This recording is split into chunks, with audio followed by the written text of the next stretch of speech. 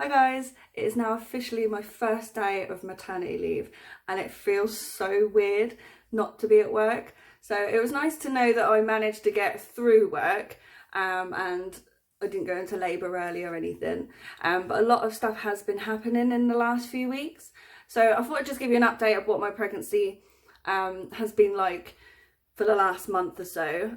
So I did have a week off work about a month ago because I'd done my shoulder in. Not quite sure what had happened. I think I'd slept funny, but normally it's supposed to go away, but for some reason it just got worse and worse and worse. I couldn't lift myself out of the bath, and also on top of that my sciatica in my back was really bad. Couldn't drive, it was awful. So I thought I'm gonna have a week off work, recover, and that done me some good. I don't know what the last thing I said about what was going on in my pregnancy. I had my normal scans as normal, everything was fine. So then I had my last scan, and I also had an appointment with the consultant. This was then when they start measuring your bump. So when I had this appointment, just chatting away and obviously discussed that, I've got my ileostomy, how have I been getting on. So the consultant then measured my bump and he seemed a bit quiet. He couldn't get a heartbeat, which then freaked me out a little bit. So when he started measuring, he was doing it quite a few times, and he said, right, I'm going to have to get you a scan. I was like, oh, okay. I said, is this normal? And he said, no, you're under measuring. Now, I never had any of this with my first one. Everything was fine. I never had to see a consultant. It was just normal all the way through. So this was a bit of a shock to me, and when obviously he went out and said, look, I need a scan urgently, so I ended up having the scan the next day. With him not finding a heartbeat, I ended up seeing the midwife that afternoon, and she found a heartbeat straight away, and I felt a lot of movement throughout the day, so I was pretty satisfied the baby was okay. When we had the scan, the lady was just going through what she was measuring. So she was measuring the baby's head, and then she started measuring the actual body. She said everything looked okay, like she was showing us all the flow of the umbilical cord and here's baby's arms and legs and so on, and we did obviously say we don't want to know what we're having, so she was very discreet about that too. So I don't know if you're aware, everybody gets these bounty packs, and you have all your notes as well. This is the chart. So the first one I had wasn't actually too bad. So it was right in the middle. Baby was absolutely fine. They were really happy. And I did say to them, am I under measuring because of my operation? The consultant giggled at me and I thought that was a bit rude. And I also sort of doubted myself and said, is that quite a silly question? At the end of the day, I've had my entire colon taken out of me. So surely it's going to be a bit more room in there. So it will seem I'm smaller, but baby's actually not too bad. But obviously the chart is done off my first pregnancy and my height and weight and so on. So at that time, they were really happy with baby's progress. But because of my conditions and having an underactive thyroid as well, they just said, look, we're going to book you in for a couple more scans just to be on the safe side and see what's happening. So I had my second scan in the 4 weeks after. Everything's been okay. I've had no issues at all. What we did notice on my first scan is, the first growth scan, was that baby was breech.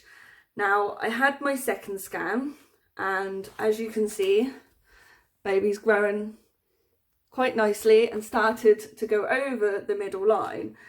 But the concern then was that baby was still breech. Every appointment I've had, even with the midwife, and they're trying to see what way baby was laying, they always said that it was breech. So I just queried and said, look, if this is the case and it is breech, I said, I've never had this issue, so I don't know what to expect.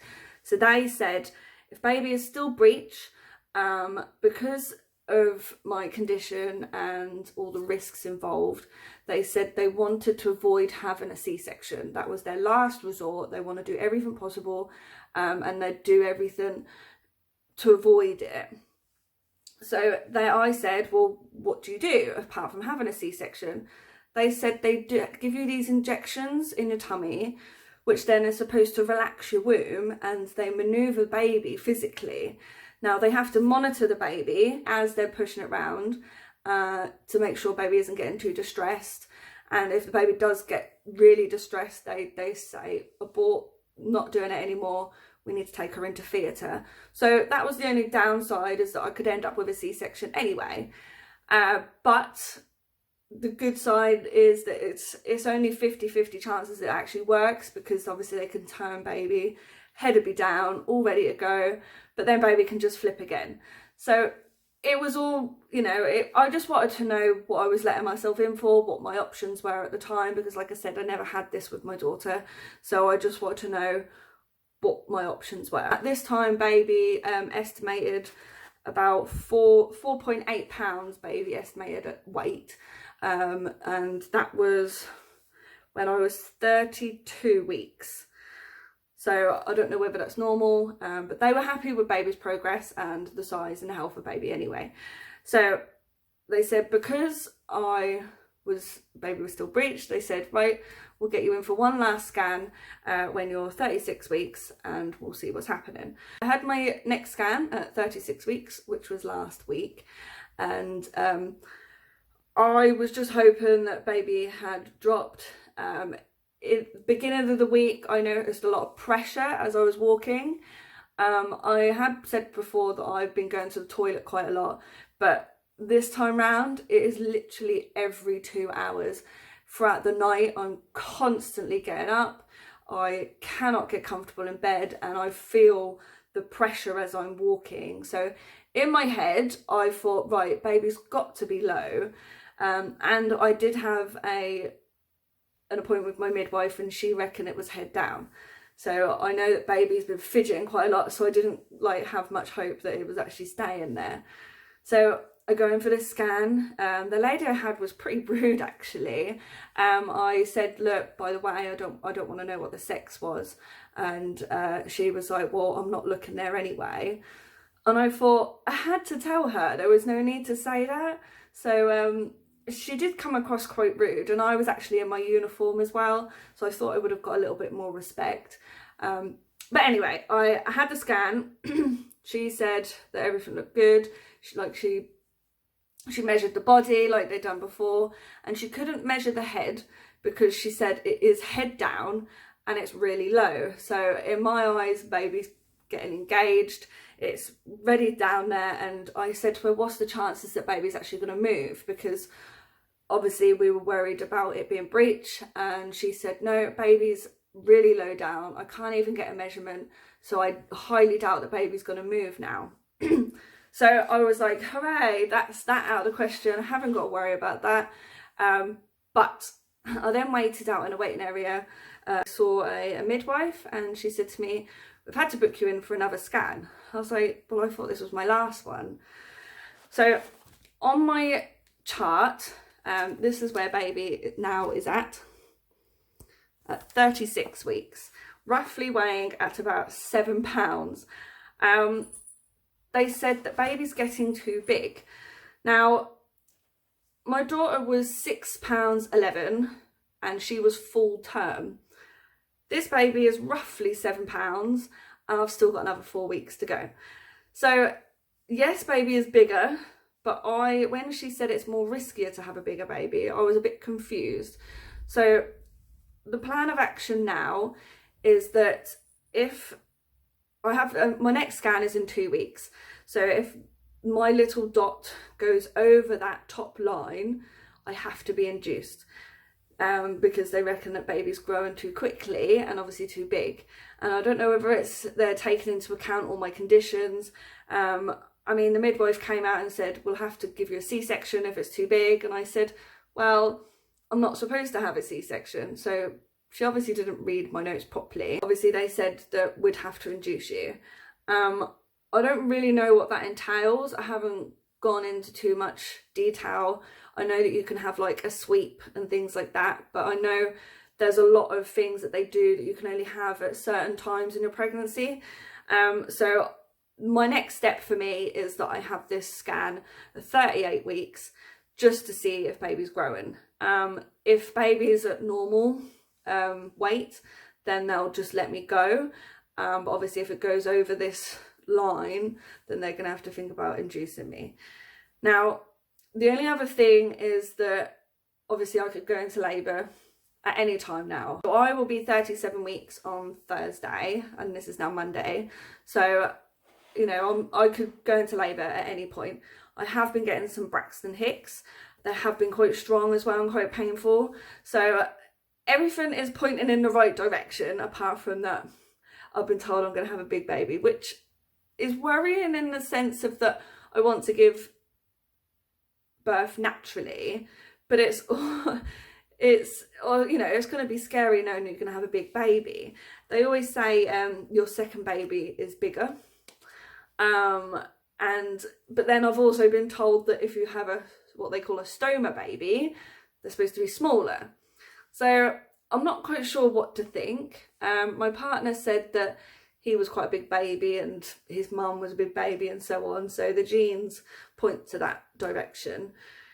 At the end of the day, I'm happy that baby weighs a healthy weight.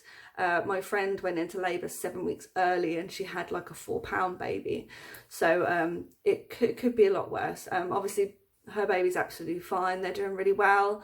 But in my eyes, we know we're going to have a big baby. So the other thing that I'm planning on doing this week is I'm going to be doing a colostrum collection. Now, I never knew what this was when I had Sophie. I was really young at the time. I was 17 when I had her. So breastfeeding and things like that really freaked me out. I think it was also like a confidence thing as well. So this time round, I have been a little bit more informative about breastfeeding. Not only that, well, after I had my daughter, I did get admitted like 2 weeks after I had her, and then obviously found out I had colitis and so on. If you want to know a bit more about my story, just give me a comment and I will refresh you in what actually happened, because my first pregnancy caused me to have this colitis and find out that I had it. So now that I know that I've got it this time round, we can sort of deal with it. But because of me being pumped full of steroids, I couldn't breastfeed. I had so many different drugs going through my system.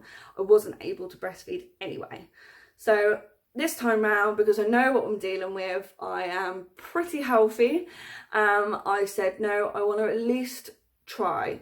So the first step they said to me was a colostrum collection, which is what they call gold dust, which is just the first part of your milk coming through, and they tell you to express it after 37 weeks, don't do it earlier. I have started leaking a little bit, but they said don't touch it because it can sort of like start labour off as such. So I've left it. They give me a little pack which had like a little pot and some syringes. So I would express after 37 weeks, and then I would syringe whatever I've expressed and keep it in a fridge or put it in a freezer until baby's born. I wish I'd done this with my daughter, because if obviously I wouldn't have known that I was going to get ill, but if I'd had done it, she would have had like the main nutrition part of the breast milk that she now obviously missed out on because of me being ill and so on. So I'm doing it almost as a backup if something goes wrong, and I'm doing it because I know, you know, it's going to help baby and it'll be the best thing to do. So I'm planning on expressing at the end of this week, as obviously I'll be 37 weeks, and I've got the syringes all ready and I can put it into the freezer. And they just say that it lasts up to 5 days in the fridge and up to 6 months in the freezer. Obviously, when I go into labour, they said you need to make sure you're 100% in labour to bring it up to the hospital. And they will put it in their freezer. And then when baby's ready, they'll just take it out, warm it up, and then they'll give it to baby straight away. It doesn't matter if they have normal milk before, as long as they actually get it at some point, that's absolutely fine. Just a little update about my stoma bag situation. Now, as I have stressed throughout the whole pregnancy, I have not found a bag suitable for me. And my stoma nurses have been sort of helpful, as in giving me, they literally just chucked a load of samples at me and said, try these. I didn't get on with hardly any of them. I kept saying I wanted my brand that I use, which is Hollister. I've used Hollister throughout pretty much the last 6 years I've had my stoma. It is one of the only bags I just don't leak with. And they have actually told me that I am probably their only patient that actually uses Hollister. And I mean, it's not the best bag overall, but the fact that I don't leak with it, it's got to be your number one priority over anything else. So I put aside certain cons about the bag, but the fact that I just don't leak with it, it makes me feel so safe. And they couldn't get the one that I wanted in my size. They really did struggle with trying to get my order. To put it bluntly, they have been pretty useless actually, and they actually moaned at me and said that not a lot of patients go to them for advice. They always go to their GP and so on. And I kept thinking, well, there's got to be a reason why. So the issue I had to start off with is I use a Hollister 2-piece, and it's the clip-on version. So the first issue I had was putting the pressure on, popping the bag on, so I had to physically push it on my tummy, so that really made me feel uncomfortable. Then as I grew bigger, my stoma started to stretch, so I'm normally a 24 millimeter size and it stretched up to a 29. Now the flange that I use only goes up to 25, so obviously my stoma was too big, I couldn't wear it. So I said, can I have a bigger one? They didn't do it in that size. So my stoma nurse said, look, what do you need? What do you want? She knows I needed convex. She knows I didn't want 2-piece, and she knows I like quite a small bag as well. So she puts an order through, and it took about 3 weeks to get it. And in the meantime, I've been trialing all these bags, which you might have seen in previous videos. I had my leakages, I had my irritations. It was an absolute nightmare. I didn't feel comfortable at all. So I finally go down there and say, look, have you got my order? I haven't heard anything. And they'd had it, but didn't let me know that they'd already got it. So I looked through all the items. I had flat bags, so no convexes. I had massive bags as well, which I said I don't want that size. And I had the 2-piece lock system, which I specifically said I don't want. And I also had clear bags as well, and I just thought everything that she ordered was what I didn't want at all. Didn't like any of them. So I took the couple of ones that I thought I could possibly use. She'd ordered a hard convex, and I did try it, and the issue I had, it had left like such a sore impression in my skin.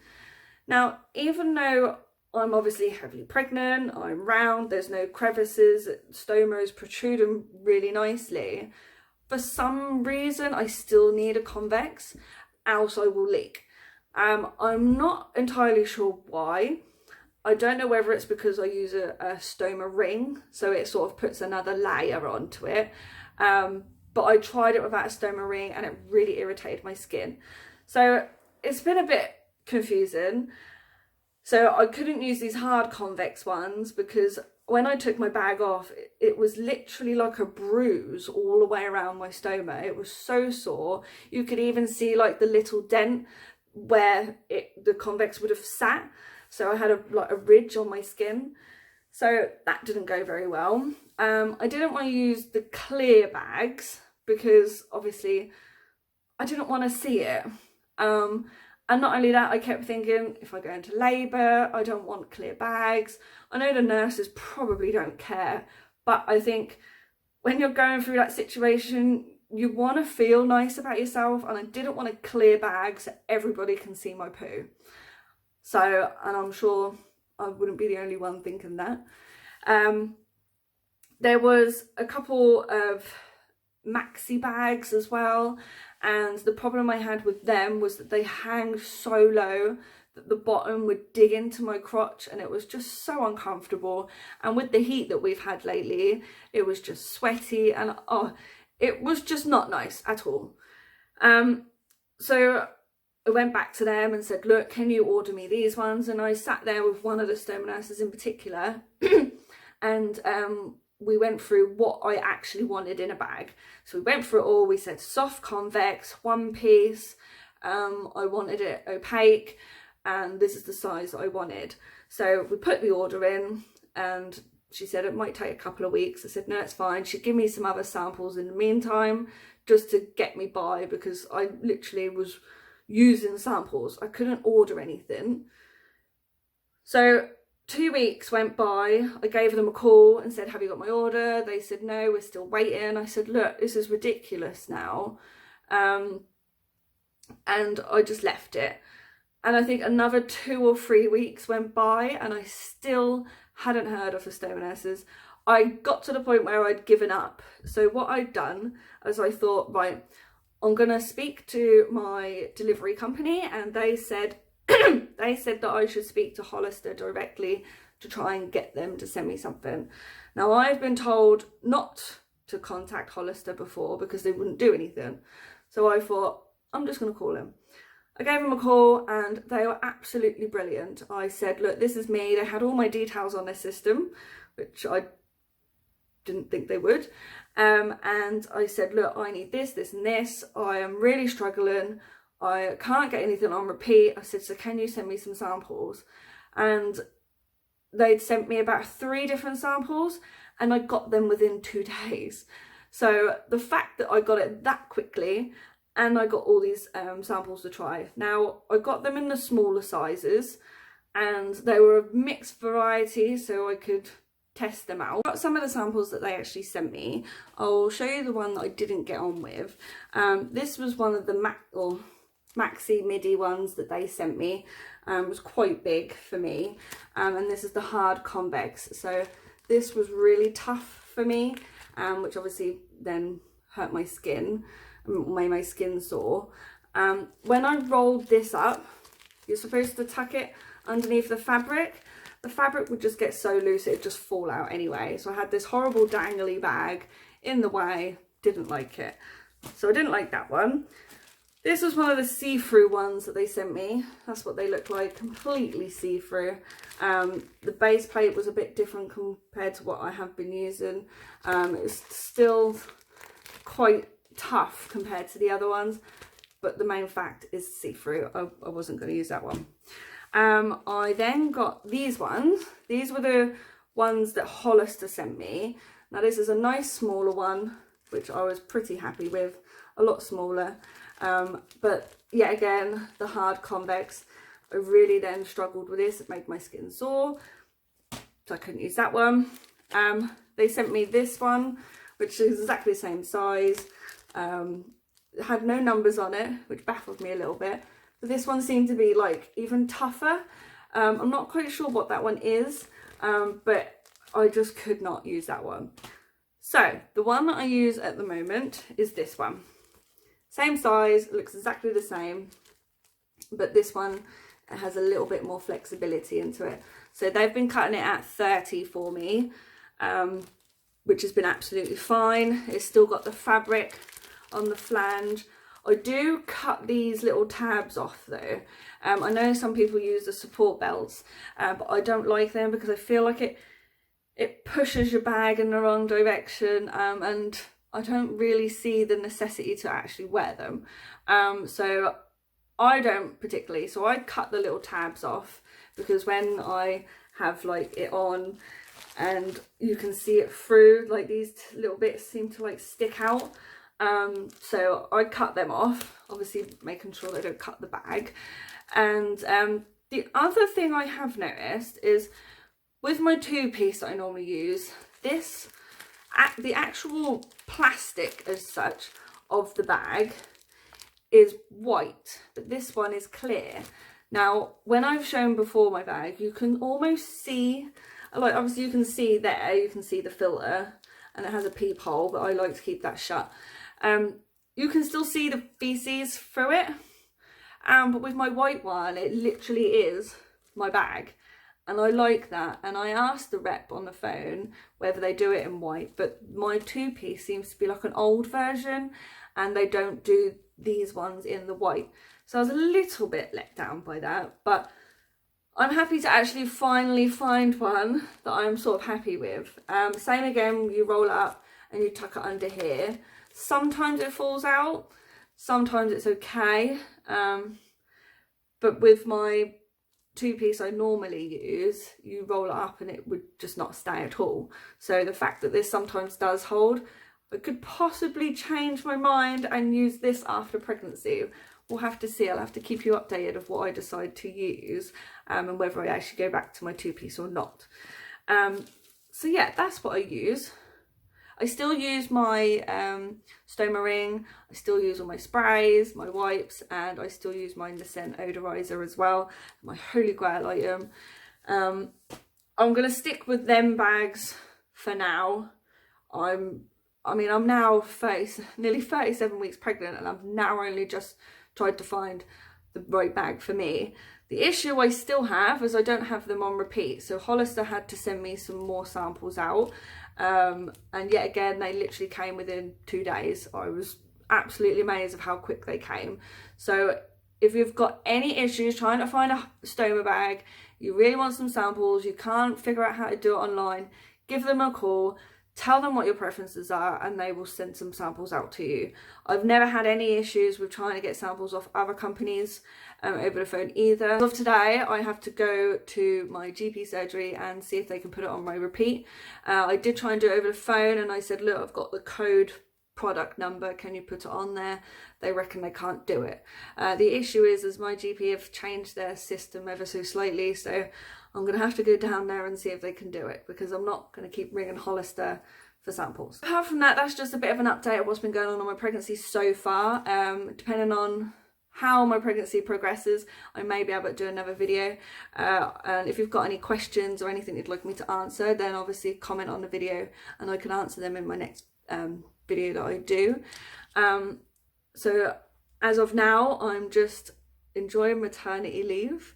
Don't really know what to do with myself, to be fair. I had a list of things to do, which I've done most of it already this morning. So a lot of phone calls, a lot of boring house chores, and I'm going to do a little food shop when I go to the GPs. So like I said, any questions, please feel free to comment and I will get back to you ASAP. And I will try and keep you updated. And like I said, I've got my scan in 2 weeks, so I'll see how I get on with them, and then I'll see the midwife the following week. As I haven't been able to sort out a birthing plan. So for all I know, I can have the baby in the next couple of days, or I'll speak to you again after my scan. I will just insert a little clip of my bump and my bags so you can see what it looks like. So this is my bump for just over 36 weeks. I start to lose count as the further I've gone along. Just wearing my black culottes again. I've absolutely lived and died in these. So this is the bump. I do feel quite big. I don't know what you might think. You'll have to let me know if you think I have a normal sized bump or a big bump. But everything is completely stretched out. Baby has not got any room left in here anymore. As you might be able to tell, I have dropped. It has got a lot lower here, whereas before I felt like it sat up a little bit higher.